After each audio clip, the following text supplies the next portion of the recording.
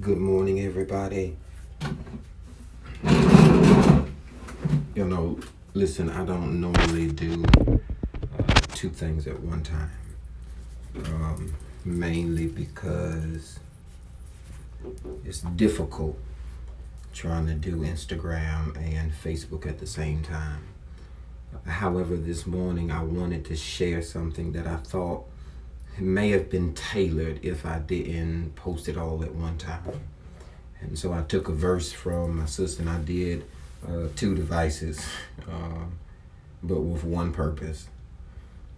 Since I got on today because I wanted to tell somebody about my last year. But really, before I tell you my story, I feel like you can preach this all by yourself and all for yourself. That you don't have to hear anybody reverb yours because you've lived your experience of what your last year was just by yourself. I look at one of the videos from last year and it was on anxiety and how to avoid it. The Bible reminds us that we ought to be anxious for not anything. And I know we find ourselves in a worrisome state, in a place where we find ourselves wanting to complain or wanting to be anxious about so many things. As I reviewed last year, he said to me in voice form, when we were not sure how we were going to pay for the hotel the next night. He sent me that verse in the Bible that says, don't be anxious, when our account was locked up and I had no access to it and no outcome or no real insight of how to get it.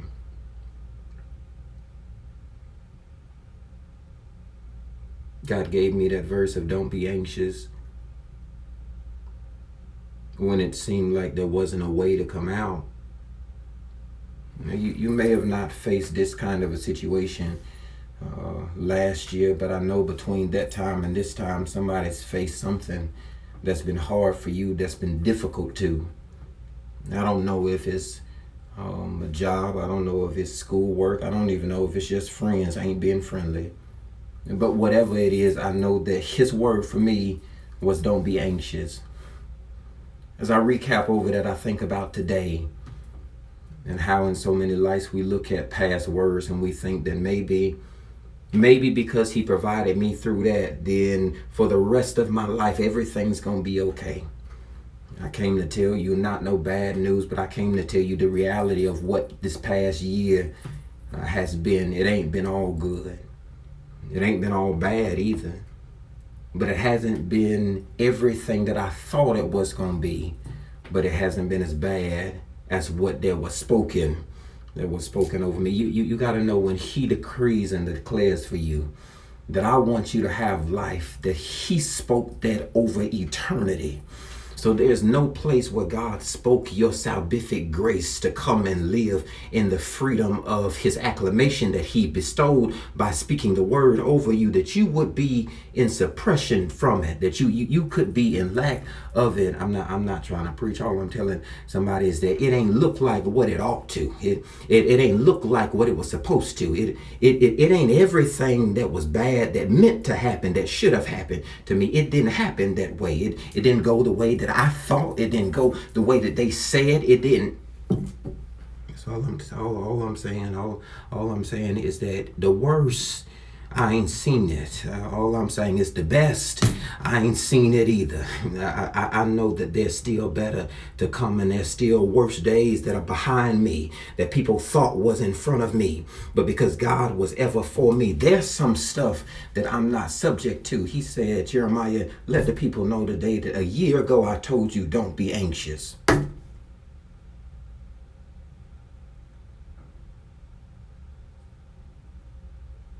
Don't be anxious.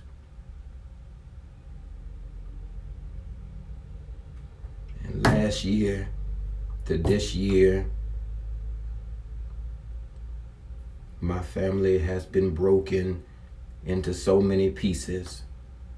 And he said, Jeremiah, I want you to tell the people to don't be anxious. From last year to this year, my circle has become obsolete. He So tell the people, don't be anxious.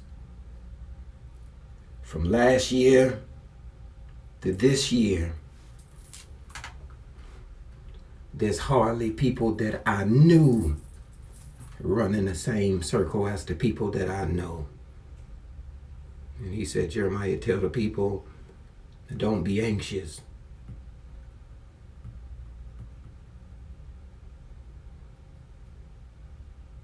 I know the outcome of what it was doesn't seem like what God said would be or that is.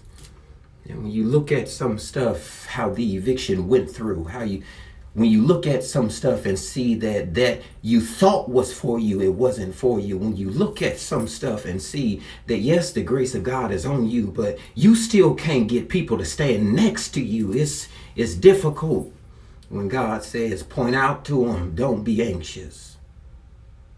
So how do I preach it and not cry about it?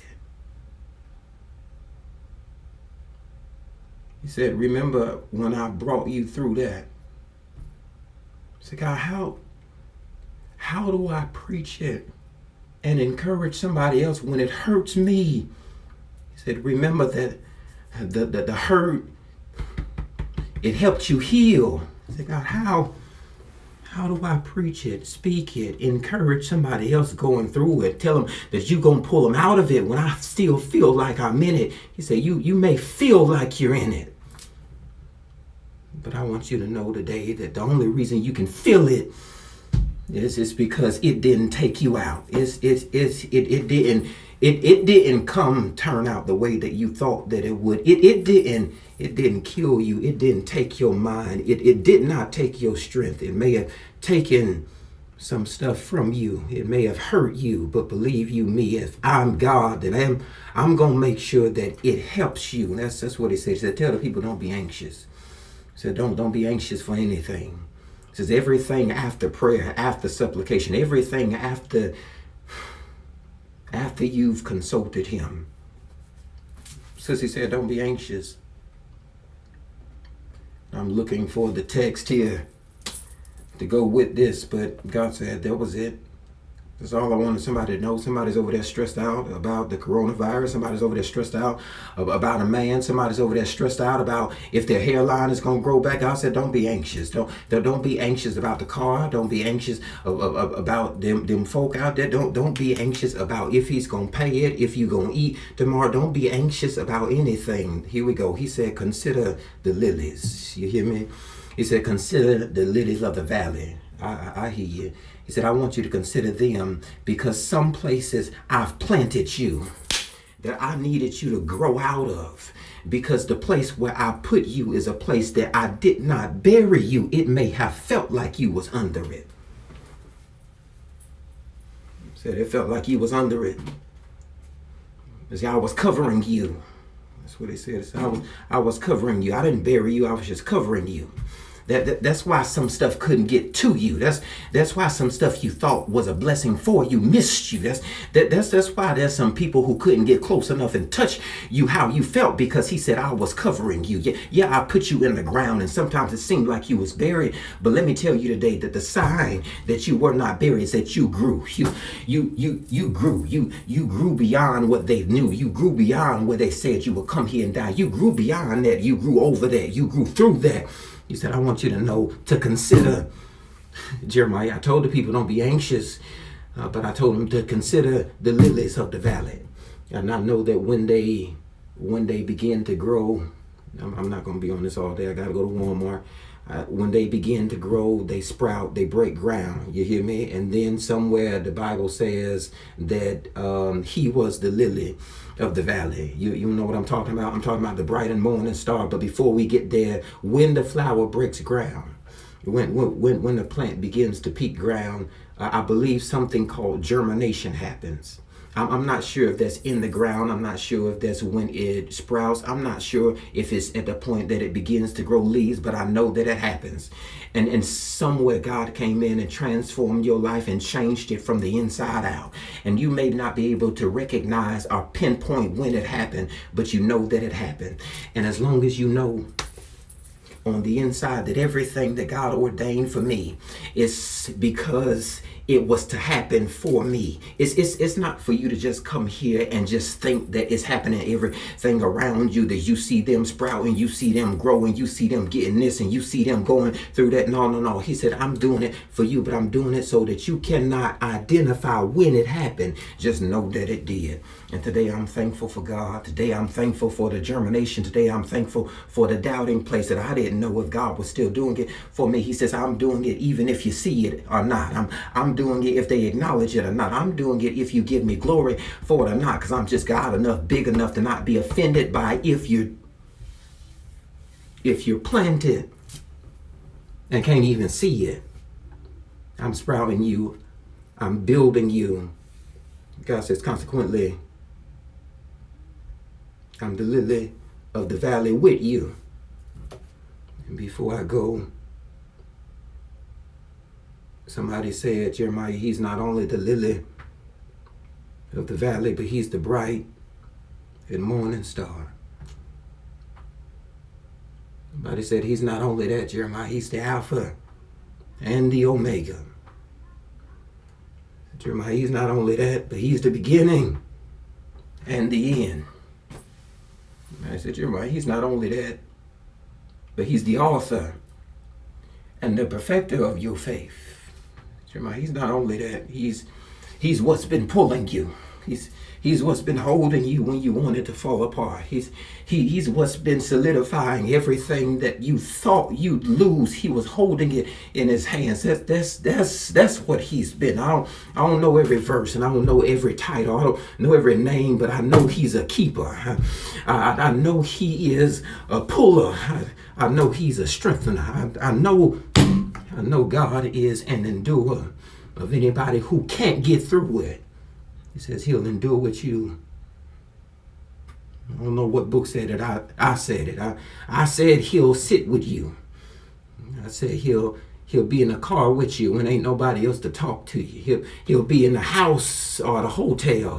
He'll be outside with you when ain't nobody else coming through to see about you. I know him to be that. That ain't no verse. That's just my verse that God has been here. Everybody may have walked away and left, but you got to look around and say, God, I thank you that you're still here. I've been ignoring you, but you're still here. I've been shading on you, but you're still here. I've been doubting you and not saying it was you who came through when everybody else didn't even see me or see you. It was God who did it. And I just came today to tell somebody, don't be anxious because God is with you. Don't be overly excited about it. Don't be too anxious in it. Don't even look at it in too much excitement about it, but just say, God, on the inside, I thank you for doing it. I thank you for putting up with it. I thank you for still being in it. I thank you.